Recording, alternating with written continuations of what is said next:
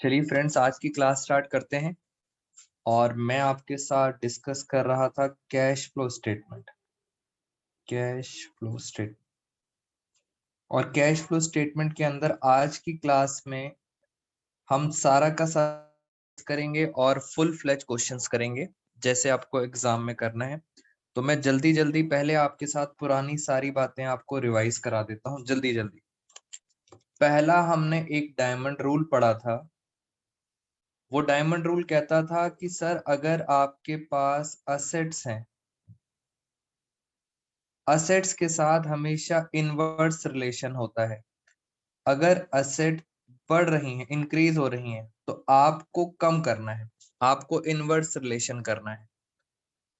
और अगर assets decrease हैं, असेट्स कम हो रही हैं, तो आपको प्लस करना है, बढ़ाना है। तो असेट्स के साथ इनवर्स रिलेशन होता है और लायबिलिटीज के साथ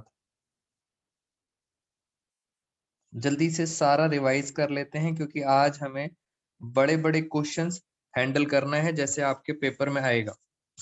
लायबिलिटी के साथ डायरेक्ट रिलेशन होता है। लायबिलिटी अगर इंक्रीज होती है तो आप भी बढ़ा देना, और लायबिलिटी अगर कम हो रही है तो आप भी कम कर देना। तो ये होता है हमारा लायबिलिटी के साथ रिलेशन। दूसरा हमने क्या पढ़ा था? हमने पढ़ा था कैश फ्लो के अंदर तीन एक्टिविटीज होती हैं। पहली एक्टिविटी होती है ऑपरेटिंग एक्टिविटी, दूसरी एक्टिविटी होती है इन्वेस्टिंग एक्टिविटी, और थर्ड एक्टिविटी होती है फाइनेंसिंग एक्टिविटी। तीन एक्टिविटीज थी, और अगर आपको मैं याद कराऊं, इन तीन एक्टिविटीज के अंदर ऑपरेटिंग एक्टिविटी के अंदर क्या क्या आता था? जितनी भी हमारी प्रॉफिट एंड लॉस की आइटम है, जिसको आप सरप्लस कहते हो, यानी प्रॉफिट एंड लॉस अकाउंट, हम बचपन से पढ़ते आ रहे हैं, ट्रेडिंग, P&L, वो सब कुछ कहाँ जाता है? ऑपरेटिंग के अंदर। और क्या जाता है? और जाता है करंट असेट्स, और क्या जाती हैं? Current liabilities. तो ऑपरेटिंग एक्टिविटी का हमने एक बड़ा सा फॉर्मेट याद किया था, उसके अंदर बस ये चीजें जाएंगी। इन्वेस्टिंग में क्या जाती हैं? इन्वेस्टिंग के अंदर जाती हैं सारी फिक्स एसेट्स, जैसे मैं यहाँ लिख देता हूं, टेंजिबल एसेट्स, दूसरा इनटेंजिबल एसेट्स, फिर यहाँ पे लिख देते हैं हम long term loans and advances.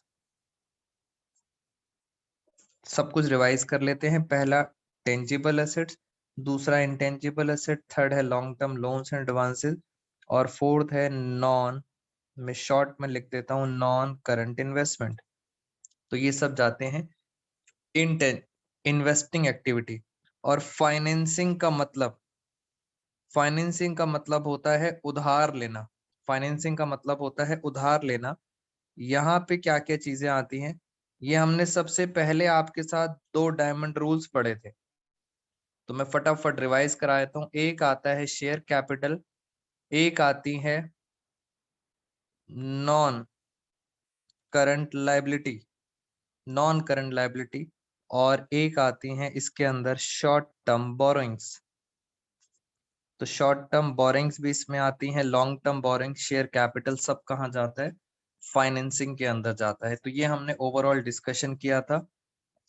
फिर हमने पढ़ा था आपके साथ नेक्स्ट आइटम, एक चीज होती है cash and cash equivalents, cash and cash equivalents, और इसके अंदर आपको हमेशा प्लस करना होता है करंट इन्वेस्टमेंट। मैंने आपको कैश एंड कैश इक्विवेलेंट्स के बारे में बताया था, ये हमारी पॉकेट्स होती हैं, और उसके अंदर करंट इन्वेस्टमेंट, मार्केटेबल सिक्योरिटीज भी हमने कवर की थी, जिसको हमने नाम दिया था शॉर्ट टर्म इन्वेस्टमेंट। तो ये हमारा एक बेसिक था। मुझे आज आपके साथ एक फुल फ्लेज क्वेश्चन करना है। पहले तो मेरे साथ साथ आप ये समझ लो, इसके अकॉर्डिंग ये रही बैलेंस शीट, ये रही बैलेंस शीट, और इसके अकॉर्डिंग एक बार देखते हैं सारी चीजें, कौन सी चीजें कहाँ जाएंगी। चलिए स्टार्ट करते हैं। अगर हम बात करें शेयर कैपिटल, तो ये आपके सामने सब लिखा हुआ है, इसको देख के हमें इस क्वेश्चन को सॉल्व करना है। शेयर कैपिटल, शेयर कैपिटल जाएंगी financing activity. Reserve and surplus operating में, ये देखो आप सारे प्रॉफिट्स रिजर्व एंड सरप्लस कहाँ जाते हैं, ऑपरेटिंग के अंदर। नॉन करंट लायबिलिटीज, अभी बताया था, कोई भी बोरोइंग हुई, लॉन्ग टर्म बोरोइंग वो भी फाइनेंसिंग में जाता है, और अगर शॉर्ट टर्म बोरोइंग्स हैं तो वो भी कहाँ जाती है, फाइनेंसिंग के अंदर। तो ये डायमंड रूल्स की अभी हेल्प कर रहे हैं। असेट में चलते हैं, tangible assets investing activity, intangible assets investing activity, non current investment investing activity. ये देखो अभी अभी लिखा था हमने, tangible, intangible, long term loans and advances and non current investment, ये सब कहाँ जाएंगे, इन्वेस्टिंग में। फिर आते हैं करंट असेट्स। अब बहुत ध्यान से देखना, पहले ये देखो कैश एंड कैश इक्विवेलेंट, यानी सर ये कहीं नहीं जाएगा, कैश एंड कैश इक्विवेलेंट कहीं नहीं जाएगा। और क्या लिखा है, करंट इन्वेस्टमेंट, करंट इन्वेस्टमेंट भी कहीं नहीं जाएगी। इनकी स्पेशल इंपॉर्टेंस है बिकॉज चैप्टर का नाम ही है कैश फ्लो स्टेटमेंट। इन दोनों को छोड़ दो, बाकी जो करंट असेट्स बची, करंट असेट्स ये देखो, सारी की सारी करंट असेट्स कहाँ जाती हैं, ऑपरेटिंग के अंदर। इट मीन सर जो इन्वेंट्री बची वो कहाँ चली जाएगी, ऑपरेटिंग के अंदर। ऐसे ही करंट लायबिलिटीज में क्या बचा, शॉर्ट टर्म प्रोविजन, ये भी कहाँ चला जाएगा, ऑपरेटिंग के अंदर। तो ये हमारा एक डायमंड रूल खत्म हो गया। दूसरा वाला डायमंड रूल भी अभी करेंगे। आज सारी पुरानी डिस्कशन करते हैं आपके साथ। लास्ट क्लास में मैंने आपको असेट अकाउंट सिखाया था। इसी क्वेश्चन में, अगर इस क्वेश्चन को आराम से पढ़ें, आज डिस्कस करेंगे पूरा क्वेश्चन आपके साथ। Following is the balance sheet of KK limited, ये केके लिमिटेड की बैलेंस शीट है। ये दिया हुआ है 31 मार्च 2015 और ये दिया है 31 मार्च 2014। आपने बस मेरी बात सुननी है आज की क्लास में, प्रीवियस ईयर, करंट ईयर, और ये दे रखे हैं बड़े सारे नोट नंबर। नोट का मतलब होता है कि अगर आपको डिटेल्स में जाना है, डिटेल्स में जाना है तो आपको नोट नंबर रेफर करने पड़ेंगे। पहला नोट नंबर है 1 रिजर्व एंड सरप्लस का, दूसरा है long term borrowing, short term borrowing, short term provisions, tangible, intangible, inventory, ये सारे जो नोट नंबर हैं इनकी डिटेल्स, इनकी डिटेल्स आपको यहाँ पे दे रखी हैं नोट्स टू अकाउंट्स के अंदर। ये सारे नोट नंबर आ जाएंगे 1 2 3 4 5 6 7, वन बाय वन सब कुछ करते हैं हम, एक एक करके नोट्स टू अकाउंट्स को हैंडल करेंगे। और लास्ट में दे रखी हैं एडजस्टमेंट्स, एडिशनल इंफॉर्मेशन। तो मैं आपको पहले थोड़ा सा ये पोर्शन बताया मैंने आपको, अब मैं इससे थोड़ा सा आगे चलना चाहता हूँ। लास्ट क्लास के अंदर, लास्ट क्लास में मैंने आपको असेट अकाउंट बनाना सिखाया था।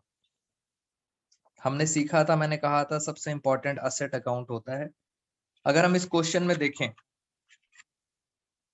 इस क्वेश्चन में नोट नंबर 5, बहुत ध्यान से देखना, मैं एक एक करके सारे पॉइंट्स आपको कवर करा दूंगा। नोट नंबर 5, टेंजिबल असेट्स में एक दे रखा है मशीनरी का बैलेंस, मशीनरी का बैलेंस है, और एक दे रखा है एक्यूमुलेटेड डेप्रिसिएशन, मतलब होता है प्रोविजन फॉर डेप्रिसिएशन, इसका भी बैलेंस दिया हुआ है। ये लेस होता है, हमेशा क्या होता है, लेस, इसलिए यहाँ पे ब्रैकेट का साइन लगा रखा है 4 लाख और 2 लाख 2000, तो ये माइनस होता है और माइनस करके ये आंसर दिया हुआ है। दोनों अकाउंट है, मशीनरी भी और डेप्रिसिएशन भी, दोनों के बैलेंसेस दे रखे हैं।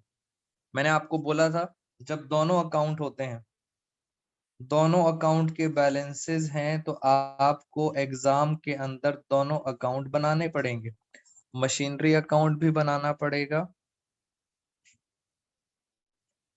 और दूसरा अकाउंट होता है एक्यूमुलेटेड डेप्रिसिएशन, ये भी बनाना पड़ेगा, दोनों अकाउंट बनाने पड़ेंगे। पहले ये बताओ क्या आपको ये बातें याद आ रही हैं, हमने ये कहा था सबसे इंपॉर्टेंट है, जल्दी से बताओ बेटा क्या ये बातें याद आ रही हैं, लास्ट क्लास में डिस्कस किया था हमने आपसे।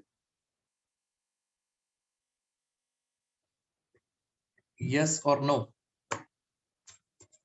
जी, अंजलि का आंसर आ गया, तनिषा का भी आ गया। बेटा बाकी सब बच्चे बताएंगे मुझे।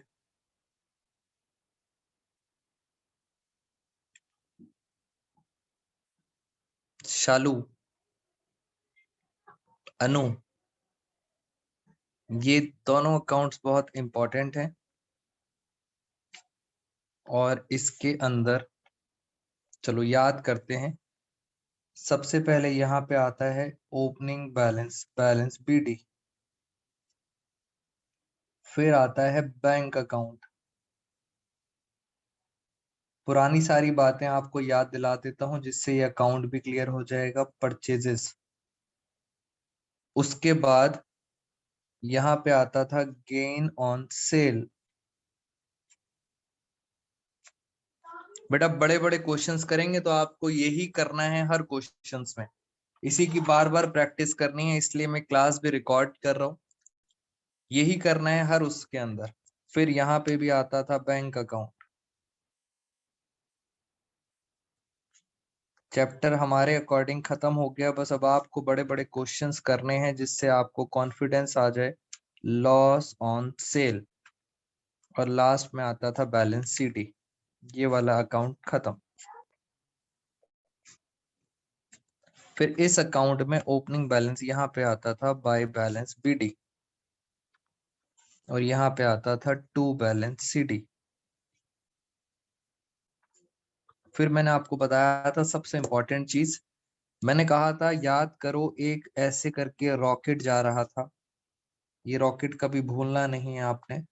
और ये रॉकेट आपको बताता था एक्यूमुलेटेड डेप्रिसिएशन में किसका नाम लिखोगे, आप लिखोगे मशीनरी का नाम, मशीनरी अकाउंट।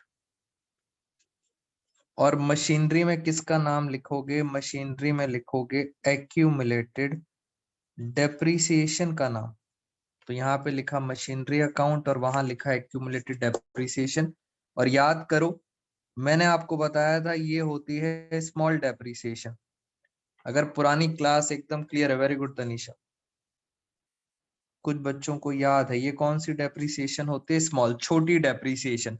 छोटी का मतलब जो पार्ट पर लगती है, पार्ट पर। तो सर जो बच गई, जो बच गई वो होती है, यहाँ पे आती है बाय डेप्रिसिएशन अकाउंट, और ये वाली होती है बिग डेप्रिसिएशन। तो ये हमने अकाउंट सीखे थे। आओ पहले इससे रिलेटेड बात करें। Very good. बस यही करना है, मैं आपको बोल रहा हूँ बार बार, आपको ये वाली वीडियो बार बार देखनी पड़ेगी। पूरे चैप्टर में बस इसी तरह से क्वेश्चंस करने हैं। ये लो, पहले आपके साथ साथ जरा बैलेंसेस लिख लेते हैं। मैं आपके सामने बैलेंसेस जरा नोट कर देता हूँ कि इसमें क्या बैलेंसेस हैं। चलो मेरे साथ साथ जरा बैलेंसेस लिख लेते हैं। मशीनरी का ओपनिंग बैलेंस दे रखा है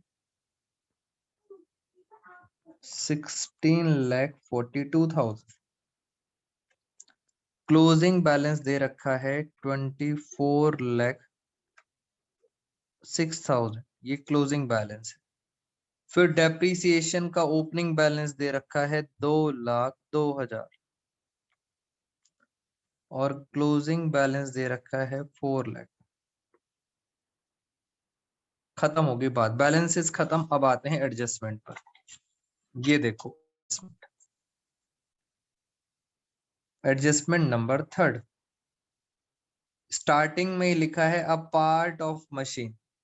अगर एक छोटा सा पार्ट बेचेंगे तो उस पर जो डेप्रीसिएशन लगेगी, इस छोटे से पार्ट पर जो ये डेप्रीसिएशन लग रही है 30,000 की, जो डेप्रीसिएशन है, जल्दी से बताओ कौन सी डेप्रीसिएशन है। वेरी गुड अनु, ये स्मॉल डेप्रीसिएशन है।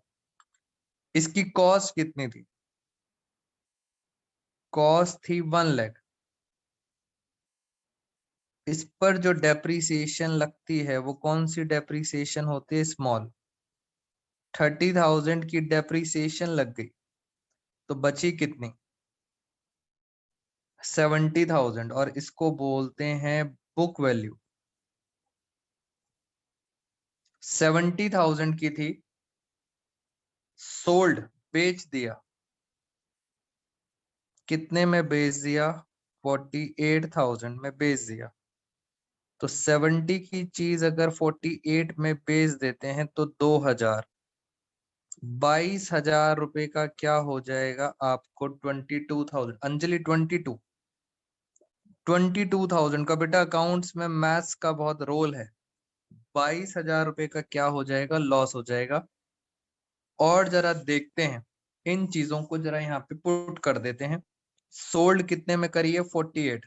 तो मैं यहाँ लिख देता हूँ सेल करी है 48,000।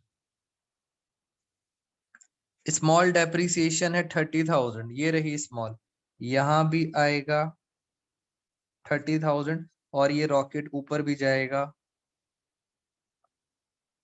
30,000। लॉस कितना हुआ? 22,000 का लॉस। तो मैंने यहाँ लिख दिया लॉस 22,000। बस लॉस होगा तो क्या गेन भी होगा? So answer is no. एक ही चीज होगी, खत्म हो गया, दोनों अकाउंट खत्म। सबसे मुश्किल काम 12th क्लास के बच्चों को यही लगता है कि सर ये असेट अकाउंट कैसे बनाना है। मैंने आपके लिए बहुत इजी कर दिया है, सिर्फ वैल्यूज डालनी है और कुछ नहीं। बताओ जरा, टोटल करते हैं। टोटल आ रहा है 4,30,000। 4,30,000। बताओ जरा, 2,02,000 गए, कितना बचा? अब आप बताएंगे। 430 में से 2,02,000 गए तो बचा 1,28,000। दोस्तों ये डेप्रीसिएशन आ गई। कौन सी डेप्रीसिएशन आ गई? बिग डेप्रीसिएशन, बड़ी वाली। यहां चलते हैं। 24,06,000। कैलकुलेटर कहाँ गया? आओ जरा टोटल करते हैं। पहले कर भी लिया कुछ बच्चों ने। 30,000 प्लस 48,000 प्लस 22,000, 24,06,000। Very good. ये आ रहा है 25,06,000। 25,06,000 आ रहा है, तो यहाँ भी लिख दिया 25,06,000। अब बताओ, 25,06 में से अगर इसको माइनस कर दें तो मेरे पास आ जाएंगी परचेजेस। 25,06 में से 1642 माइनस कर दिया तो ये कितना आ गया? ये आ गया 8,64,000। तो मेरे पास परचेजेस आ गई 8,64,000। ये हो गया दोस्तों हमारा मशीनरी अकाउंट खत्म। सारी चीजें डाल दी। अब प्रॉब्लम एक ही है। प्रॉब्लम ये है, क्वेश्चन ये रहा दोस्तों आपके सामने, बहुत ध्यान से पढ़ना। क्वेश्चन में लास्ट में लिखा है prepare cash flow statement. Cash flow statement का मतलब होता है आपको पूरा क्वेश्चन सॉल्व करना है। ऑपरेटिंग भी बनानी है, इन्वेस्टिंग भी बनानी है और फाइनेंसिंग भी बनानी है। पूरा क्वेश्चन सॉल्व करना है जब भी लिखा होगा स्टेटमेंट। और 5 मार्क्स का इस बार पेपर में आएगा क्वेश्चन। अब सर ये जो आपने मेहनत करी है, ये सारी चीजें कहाँ जाएंगी? बस ये मैंने आपको लास्ट क्लास में भी बताया था। ये सारी चीजें मैं आपको इन एक्टिविटीज में डाल के दिखाऊंगा। इसका मतलब ये क्या है? ये एक वर्किंग नोट है और कुछ नहीं है। इस वर्किंग नोट का हम यूज करेंगे। चलो इतनी बात खत्म। एक और वर्किंग नोट, एक और एडजस्टमेंट आपके साथ डिस्कस करने जा रहा हूं, इससे आपका सब रिवीजन हो जाएगा। वो था प्रोविजन फॉर टैक्स अकाउंट। और मैंने आपको बताया था प्रोविजन फॉर टैक्स अकाउंट कैसे बनाते हैं। मैंने कहा यहाँ पे लिखना ओपनिंग बैलेंस, यहाँ लिखना क्लोजिंग बैलेंस, फिर यहाँ लिखना कैश अकाउंट या बैंक अकाउंट, ये होता है पेड। और यहाँ लिखेंगे statement of P and L. बस अब दिक्कत ये है कि अगर आपको पुरानी बातें याद हैं तो आपको ये चीजें इजी लगेंगी। बस ये पुरानी चीजें थी। प्रोविजन फॉर टैक्स अकाउंट क्या सर इस क्वेश्चन में भी बनाना है? आओ जरा मेरे साथ। नोट नंबर 4 दोस्तों, शॉर्ट टर्म प्रोविजंस में क्या दिया है? प्रोविजन फॉर टैक्स दिया हुआ है। ओपनिंग कितना दे रखा है? 1,80। तो मैंने यहाँ लिख दिया ओपनिंग है 1,80,000। क्लोजिंग कितना दिया है? 1,40,000। और नीचे पढ़ते हैं adjustment number 2। Tax 140 was paid during the year. पे दिया हुआ है 1,40,000 पे दिया हुआ है। वो कह रहे हैं ये ढूंढ के बताओ मेड कितना होगा। क्वेश्चन की 2 एडजस्टमेंट खत्म। आओ जरा इन्हें प्लस करें। 2,80,000। बताओ मेड कितना आएगा? मेड कितना आएगा? 280 में से 180 गया तो डिफरेंस कितना आया? 1 लाख। ये आ गया मेड। तो दूसरी एडजस्टमेंट भी खत्म। मैंने सब कुछ करा दिया इस क्वेश्चन के अंदर। ये सारी बातें हम आपके साथ डिस्कस कर चुके हैं पहले। मुझे एक बात ये बताइए, एनी डाउट सो फार? तो प्रोविजन फॉर टैक्स वाला अकाउंट भी हमारा कंप्लीट हो गया। बस दिक्कत दिमाग में यही आएगी, सर ये जो भी आप कर रहे हो ये कौन सी एक्टिविटी में जाएगा? बस यही तो हमें याद करना है, ये कौन सी एक्टिविटी में जाएगा जो भी हम वर्किंग्स कर रहे हैं। और एक बच्चे ने मुझे गलती भी बता दी। अभी हमने ये बिग डेप्रिसिएशन निकाला था 430 में से 128 नहीं, ये आ रहा है 2,28,000।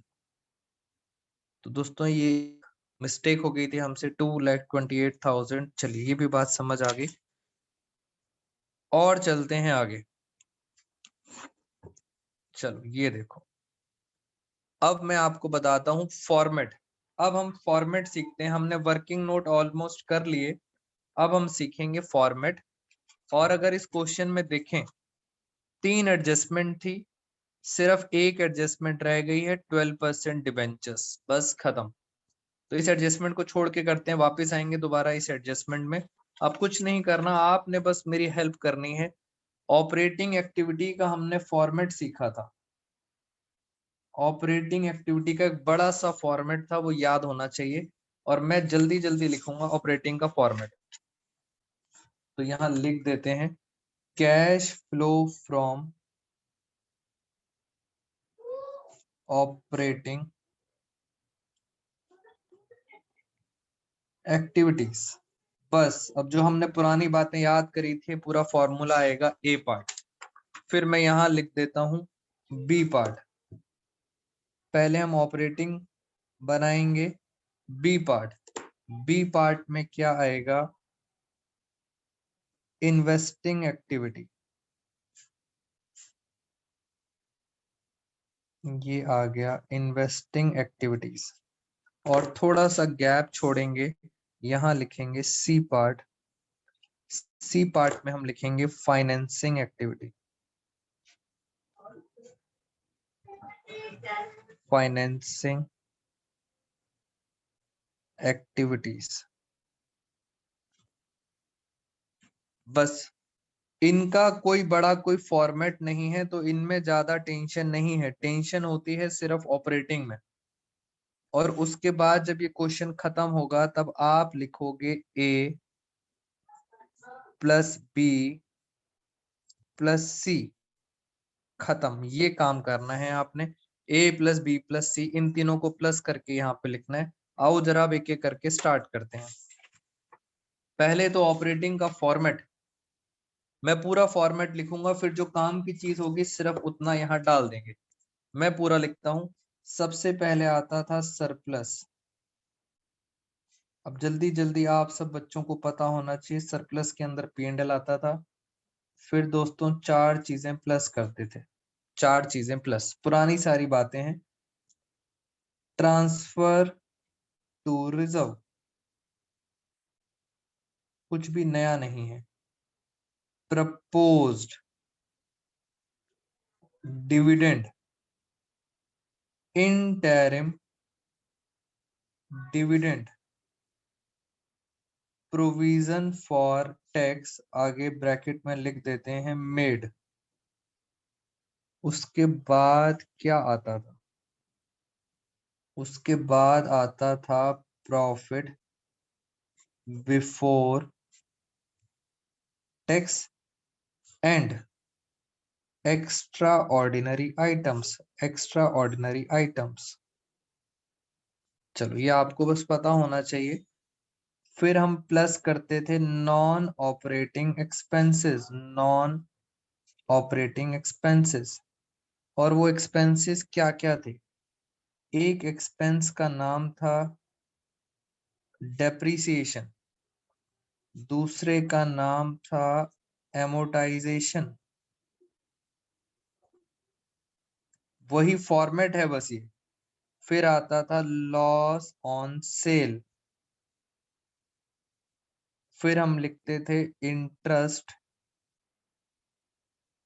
ऑन लोन या debentures.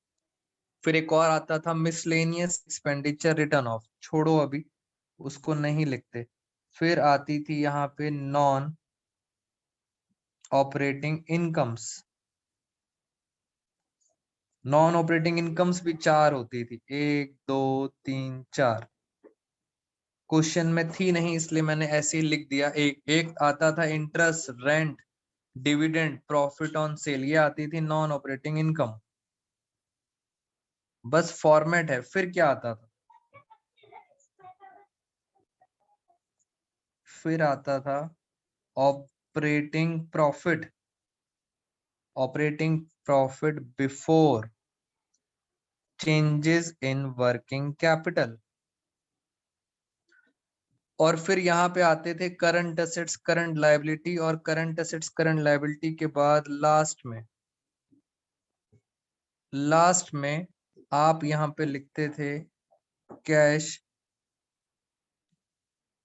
Generated from operating activity, और उसमें से आप माइनस करते थे प्रोविजन फॉर टैक्स पेड वाला, प्रोविजन फॉर टैक्स पेड वाला। और लास्ट में जो आता था दिस इज योर आंसर, ये होता था आपका पहला आंसर ए। तो फॉर्मेट में ज्यादा टाइम वेस्ट नहीं करेंगे, ये सब ऑलरेडी आप कर चुके हो। चलिए बेटा, ये सब चीजें पता थी आपको, मेरे साथ साथ जरा फटाफट मेरी हेल्प कर दो।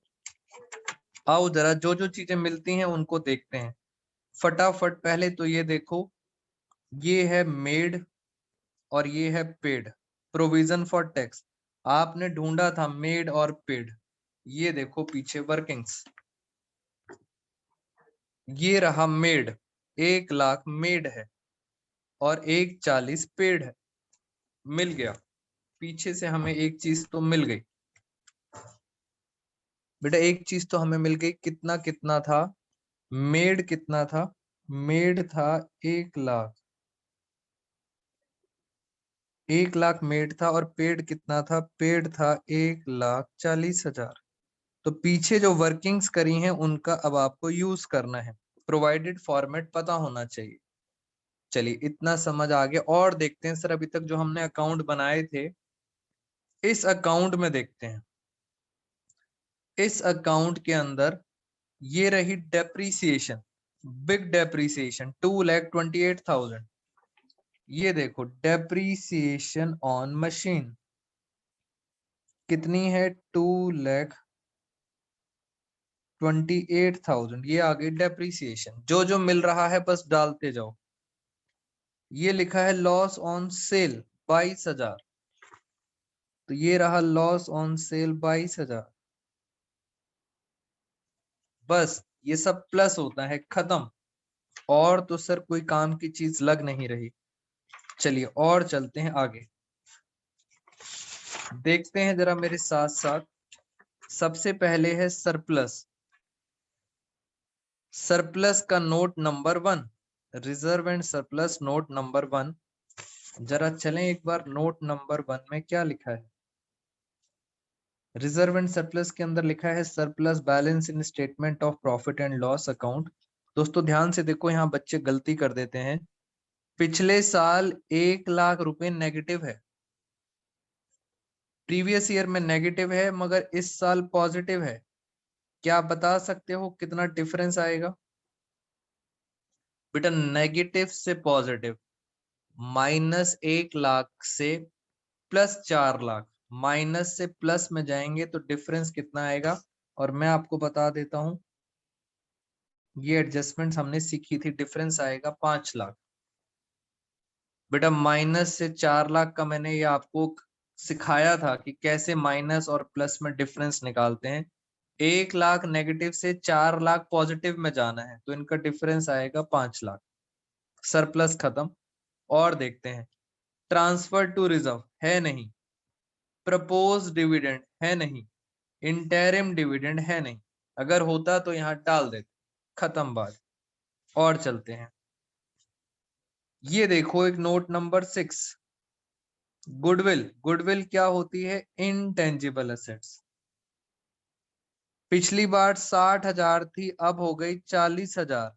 आपको पता है जब गुडविल कम होती है तो उसको हम क्या बोलते हैं? जब गुडविल कम होती है तो हम उसको डेप्रिसिएशन नहीं बोलते, हम क्या बोलते हैं? एमोटाइजेशन। 60 से 40 कम हो गई 20,000, तो डेप्रिसिएशन नहीं, क्या बोलते हैं? एमोटाइजेशन। और बताओ जरा एमोटाइजेशन कहाँ है? ये रखा, very good. Amortisation on goodwill ये रहा। कितना डिफरेंस आ रहा था? 20,000। बस जो चीजें मिलती जा रही हैं उनको डालते जाओ, खत्म। 5 लाख और 1 लाख, 6 लाख। अभी करेंगे इसको प्लस, और आगे चलते हैं। चलो अब चलते हैं और क्वेश्चंस पर, इसी क्वेश्चन के और पार्ट पर। Share capital. बस अब तो काम आसान हो गया दोस्तों। शेयर कैपिटल कहाँ जाएगी? फाइनेंसिंग में। आप इतना बता दो, लायबिलिटी बढ़ रही है। बेटा आप सब बताओगे 8 लाख से 10 लाख, लायबिलिटी बढ़ रही है। लायबिलिटी बढ़ती है, जल्दी से बताओ, प्लस करेंगे या माइनस? लायबिलिटी अगर बढ़ती है तो इशू ऑफ शेयर्स। लायबिलिटी बढ़ती है तो क्या करते हैं? बच्चे कह रहे हैं कि सर प्लस करते हैं, डायमंड रूल्स पता है, वेरी गुड। लायबिलिटी बढ़ गई। Long term borrowing, note number 2, ये भी फाइनेंसिंग में जाएगी। नोट नंबर 2, आओ जरा देखें नोट नंबर 2 में क्या है। ये रहा 12% डिबेंचर। इस पे मैंने स्टार डाल दिया क्योंकि इसके ऊपर क्या है? एडजस्टमेंट है। एडजस्टमेंट पढ़ेंगे बाद में। पहले ये बताओ 10 लाख से 9 लाख हो गए, क्या कहते हो? डिबेंचर कम हो गए फाइनेंसिंग एक्टिविटी में। बस इतना बता दो, प्लस करेंगे या माइनस? लायबिलिटी कम हो रही है 10 से 9। लायबिलिटी दोस्तों 1 लाख से कम हो रही है, क्या करेंगे? प्लस या माइनस? लो मैंने ब्रैकेट लगा दिया।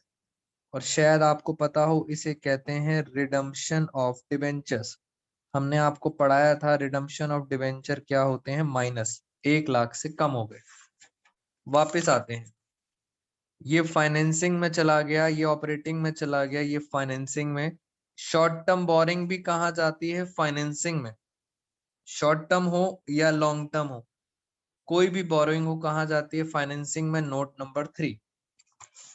चलो नोट नंबर 3, बस इसी की प्रैक्टिस करनी है आपको। बताओ 1 लाख से 3 लाख बैंक ओवरड्राफ्ट, जल्दी से बताओ। बैंक ओवरड्राफ्ट बढ़ रहा है, बैंक ओवरड्राफ्ट बढ़ रहा है, प्लस करेंगे या माइनस? डायमंड रूल्स याद होने चाहिए थे। 1 लाख से 3 लाख, 2 लाख से प्लस कर दिया, सारे एडजस्टमेंट खत्म। और आगे चलते हैं, short term provision, note number 4। Note number 4 sir हम पहले ही कर चुके हैं, प्रोविजन फॉर टैक्स पहले ही बना चुके हैं, खत्म, ये भी खत्म। और आगे चलते हैं, टेंजिबल इन्वेस्टिंग में note number 5। Note number 5, note number 5 ये रहा मशीनरी और डेप्रिसिएशन। कहाँ जाएगा ये? ये कहाँ जाएगा? ये जाएगा असेट इन्वेस्टिंग में जाता है। ये रहा इन्वेस्टिंग। आपने मशीनरी अकाउंट बनाया था, ये रहा मशीनरी अकाउंट। आप खुद बताओ, मशीनरी के अंदर आपने परचेज करी है 864 की। बेटा मशीनरी खरीदी है आपने, कितने की खरीदी है? 864। आप बस इतना बता दो, जब हम मशीनरी परचेज करेंगे क्या लगता है, प्लस करना चाहिए या माइनस? बेटा कैश फ्लो सोचो, कैश आ रहा है या जा रहा है? सोचो आप, जब हम मशीनरी खरीदते हैं तो कैश दोस्तों जाता है, माइनस होगा। और जब सेल करेंगे, मशीनरी बेचेंगे, अब बताओ जब मशीनरी बेचेंगे तो क्या होगा? प्लस होगा, सेल ऑफ मशीनरी। सारी चीजें आपको यहां से पता चल गई, कुछ नहीं बचा इस अकाउंट में, कुछ नहीं बचा, खत्म, ये भी खत्म हो गया। Intangible asset, note number 6। Note number 6 में गुडविल था, एमोटाइजेशन हमने डाल दिया। वापस आते हैं, नॉन करंट इन्वेस्टमेंट, ये भी इन्वेस्टिंग में जाएगी। 150 से 2 लाख, बताओ जल्दी से क्या कहते हो, प्लस करें या माइनस? बेटा असेट बढ़ रही है, सोच के बताओ। नॉन करंट इन्वेस्टमेंट बढ़ रही है, प्लस करें या माइनस? असेट बढ़ती है तो माइनस करते हैं। वेरी गुड, 50,000 से। जी, मैंने सारे के सारे पॉइंट्स डाल दिए हैं इसके अंदर, आप मत घबराना, बस आपने वीडियोस को देखना है बार बार। ये भी खत्म। उसके बाद करंट इन्वेस्टमेंट, कैश इक्विवेलेंट कहीं नहीं जाता, सिर्फ इन्वेंट्री जाता है ऑपरेटिंग के अंदर। ऑपरेटिंग में नोट नंबर 7 देखें क्या है।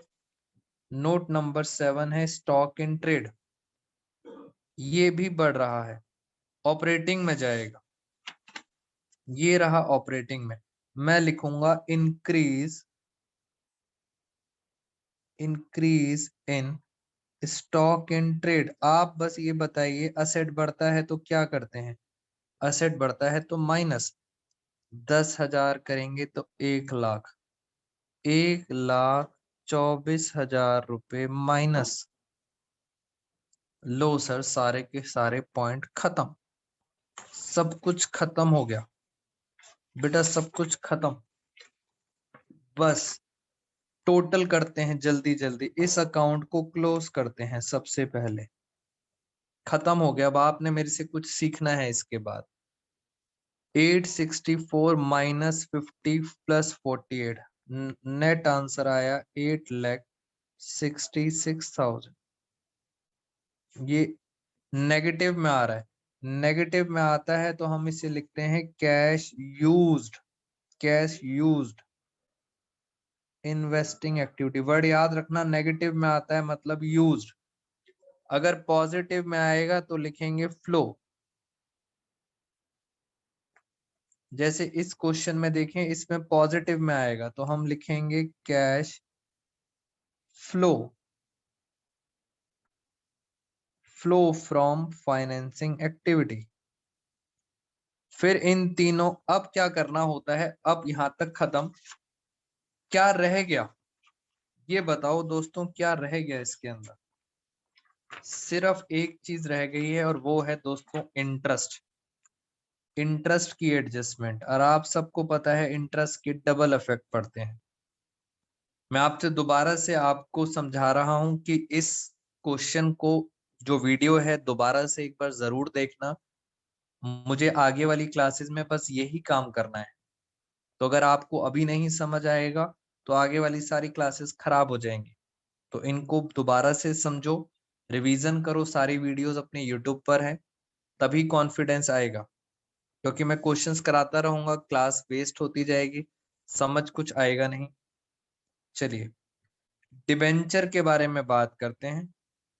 आओ जरा मैं आपको डिबेंचर से समझाता हूँ। ये यहीं पे समझ लेते हैं डिबेंचर। ये डेट दे रखी है, एक डेट दे रखी है 31 मार्च 14, और दूसरी डेट दे रखी है 31 मार्च 15। यहाँ पे आपके पास डिबेंचर्स थे 10 लाख के, और यहाँ पे हो गए 9 लाख के। डिबेंचर का मतलब होता है लोन, बहुत ध्यान से सुनना। आपने 10 लाख रुपए का लोन ले रखा था, और लास्ट में कितने का लोन रह गया? 9 लाख का।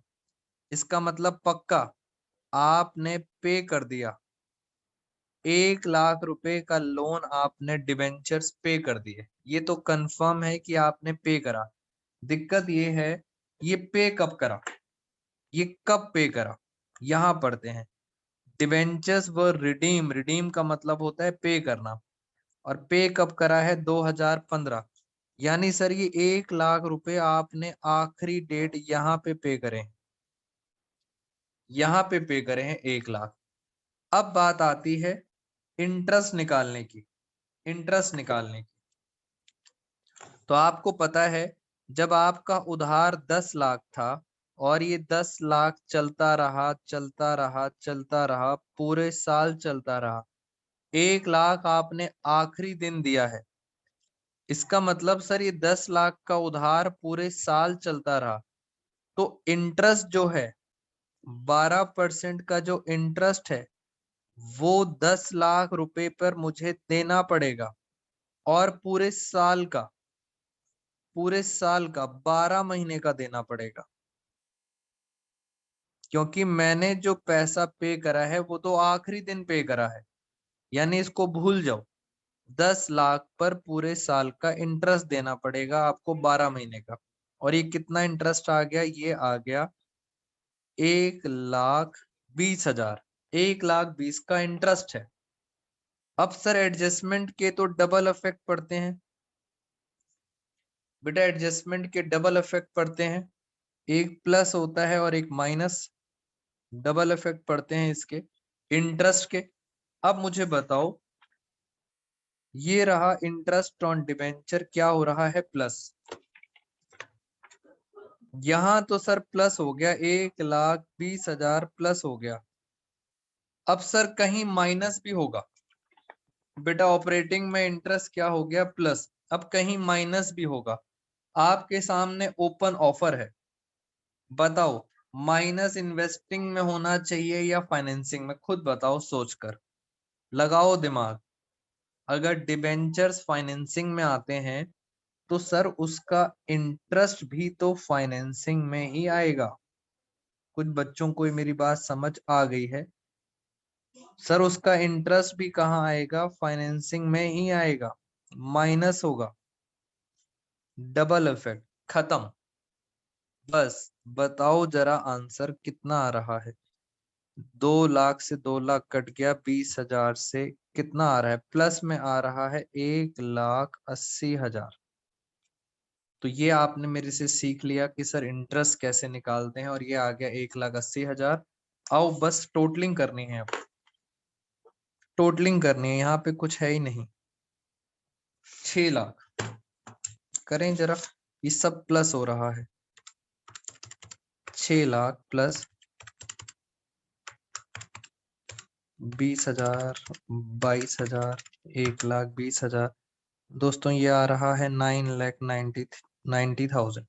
उसमें से माइनस कर देते हैं 1,24,000, तो ये आ गया कैश जनरेटेड, आ गया 8,66,000, और फिर माइनस करेंगे 1,40,000, तो ये आ गया 7,26,000।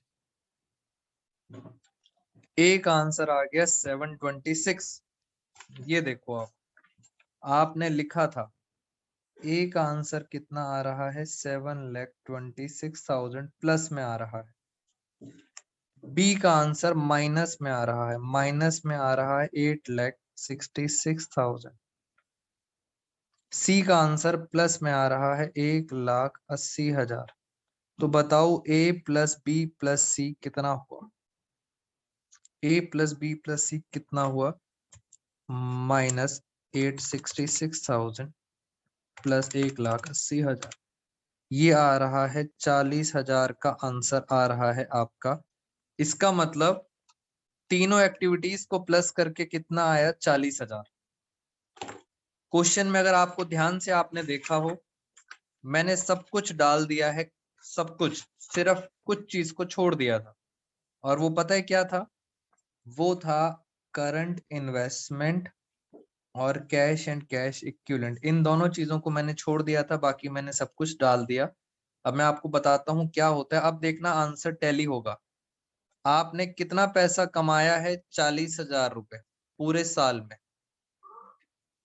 प्लस ओपनिंग, ध्यान से देखना, ओपनिंग क्या प्लस करना है? एक तो प्लस करना है कैश इक्विवेलेंट और एक प्लस करना है करंट इन्वेस्टमेंट। ओपनिंग में मेरे पास कितना पैसा पड़ा था, चेक करें ओपनिंग में कितना था, एक 20 और एक 20। ओपनिंग में मेरे पास था 2,40,000, इतना मेरे पास कैश पड़ा था। ओपनिंग में इतना कैश पड़ा था, इतना और कमा लिया। बताओ कितना होना चाहिए आखिरी में? आखिरी में मेरे पास कितना होना चाहिए? 2,80,000। क्लोजिंग में मेरे पास इतना कैश होना चाहिए, cash equivalent plus current investment, ये 280 होना चाहिए मेरे पास। आप चेक करो,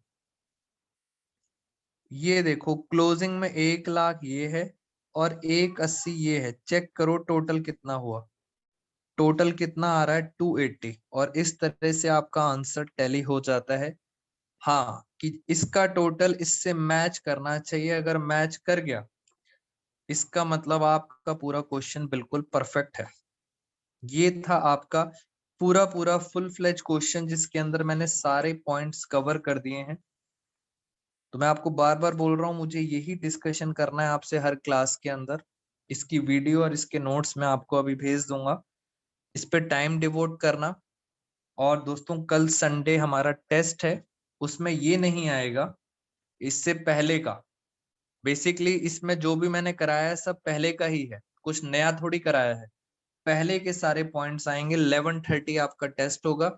जो बच्चे ऑफलाइन आ सकते हैं वो ऑफलाइन जरूर आएंगे टेस्ट देने के लिए, और बाकी बच्चे कल 11:30 ऑनलाइन ऑनलाइन ज्वाइन करेंगे।